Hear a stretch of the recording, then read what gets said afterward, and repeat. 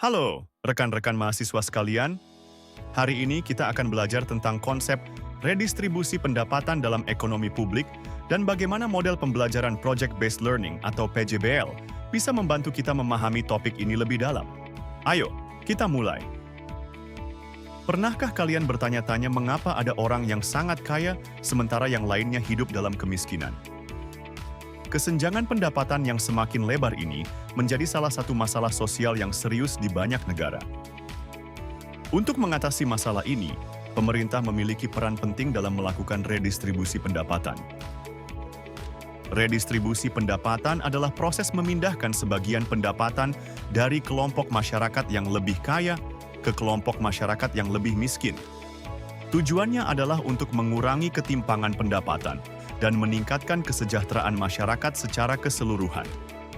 Secara sederhana, redistribusi pendapatan dapat didefinisikan sebagai upaya pemerintah untuk meratakan distribusi pendapatan melalui berbagai kebijakan, sehingga hasil pembangunan dapat dinikmati secara lebih merata oleh seluruh lapisan masyarakat. Tujuan utama dari redistribusi pendapatan adalah, pertama, mengurangi ketimpangan dengan menurunkan tingkat kesenjangan antara kelompok kaya dan miskin. Kedua, meningkatkan kesejahteraan dengan memastikan bahwa seluruh anggota masyarakat dapat memenuhi kebutuhan dasarnya. Ketiga, menciptakan keadilan sosial dengan menjamin keadilan dalam distribusi hasil pembangunan. Keempat, mencegah konflik sosial dengan mengurangi potensi konflik sosial yang timbul akibat ketimpangan yang terlalu besar. Untuk mencapai tujuan tersebut, pemerintah menggunakan berbagai instrumen kebijakan, antara lain, 1. Pajak progresif, yaitu berupa penerapan tarif pajak yang lebih tinggi bagi kelompok masyarakat yang berpenghasilan tinggi. 2. Transfer pembayaran, yaitu dengan memberikan bantuan langsung kepada kelompok masyarakat yang kurang mampu, seperti program Keluarga Harapan, bantuan sosial tunai, dan beasiswa. 3. Subsidi, dengan memberikan subsidi untuk barang dan jasa yang dibutuhkan oleh masyarakat miskin, seperti subsidi energi dan pangan. 4. Pengeluaran pemerintah, berupa peningkatan dalam pengeluaran pemerintah untuk menyediakan layanan publik yang bermanfaat bagi masyarakat, seperti pendidikan, kesehatan, dan infrastruktur.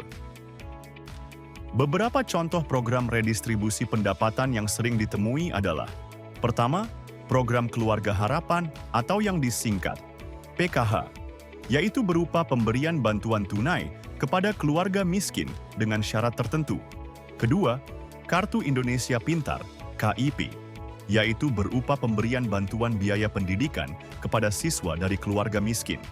Dan ketiga, Jaminan Kesehatan Nasional atau JKN, yaitu berupa pemberian akses layanan kesehatan kepada seluruh masyarakat. Meskipun penting, redistribusi pendapatan juga menghadapi beberapa tantangan, seperti terkait efisiensi berupa kebijakan redistribusi yang terlalu berlebihan, dapat mengurangi insentif untuk bekerja dan berinvestasi.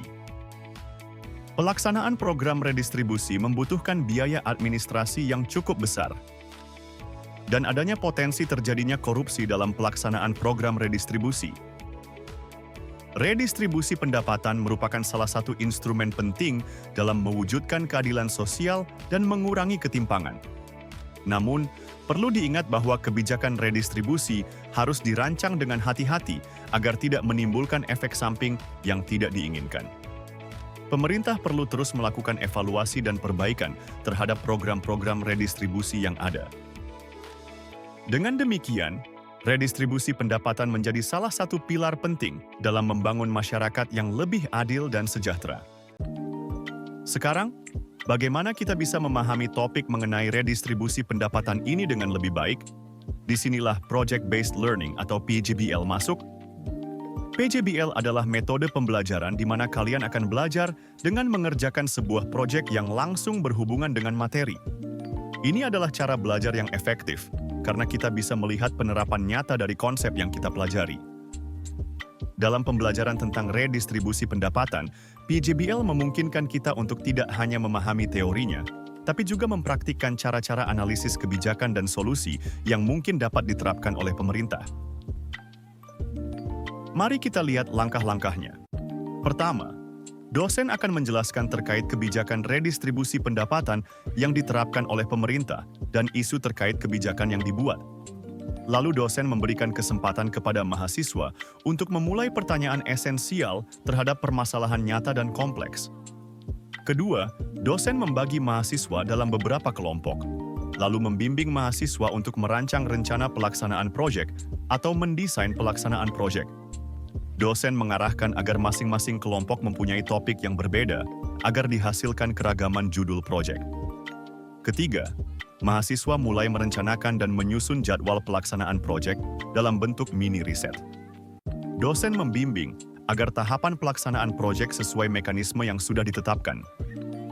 Hasil proyek yaitu berupa laporan hasil penelitian dalam bentuk artikel ilmiah atau jurnal. Keempat, presentasi oleh kelompok. Mahasiswa akan mempresentasikan hasil proyek berupa mini riset yang telah dibuat di depan dosen dan mahasiswa lainnya. Yang terakhir adalah evaluasi dan refleksi oleh dosen dan mahasiswa secara kolaboratif. Untuk tugas proyek pada materi redistribusi pendapatan akan dibagi menjadi beberapa topik yang berbeda, yaitu program keluarga harapan sebagai alat redistribusi pendapatan, kemudian dampak subsidi energi terhadap pendapatan dan kesejahteraan masyarakat.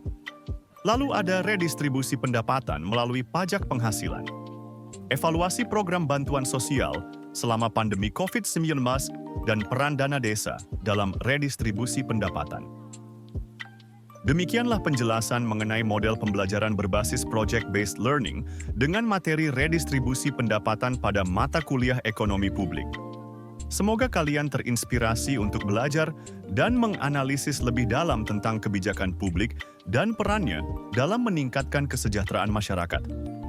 Mari kita ciptakan generasi emas yang berpengetahuan luas. Terima kasih atas perhatiannya.